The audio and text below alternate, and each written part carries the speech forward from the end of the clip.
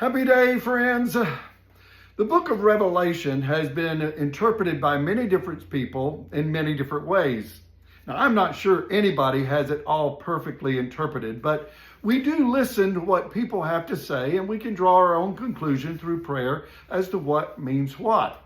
Well, in chapter number 1, verse 19, I believe it sets the stage for the whole book. It says this: "Write therefore the things which you have seen, and the things which are, and the things which shall take place after these things." Now, I believe that what John had seen was chapter 1, the things which are is chapter 2 and 3, and the things which will be is chapter 4 through 22. Now, chapters 2 and 3, the things which are, were letters to 7 churches, which were literal churches in those at that particular time. And but many interpret them as church ages, which you can do that. That's a thought.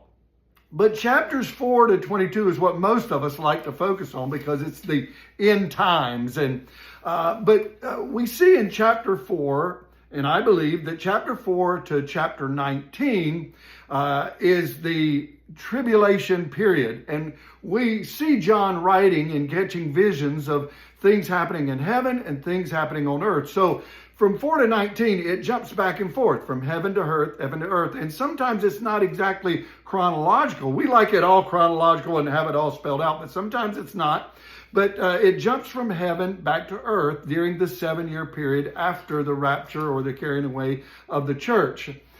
Then chapter number 20, we find the millennial reign, because after the 7-year period, we have 1,000 years of peace on earth. And we see that in chapter 20. And then 21 and 22 is the everlasting, the eternal.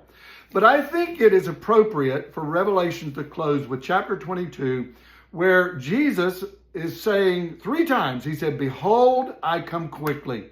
And then 1 time he said, "All you who thirst, will you come?" He's giving an invitation to come.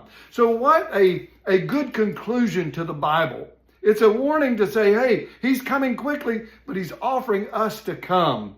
So friends, I want to say as we conclude this week, let's not forget that the time is short. We are living in the last days. Jesus is coming soon, and he's still giving that invitation to come unto me, all you that labor and heavy laden, and I will give you rest.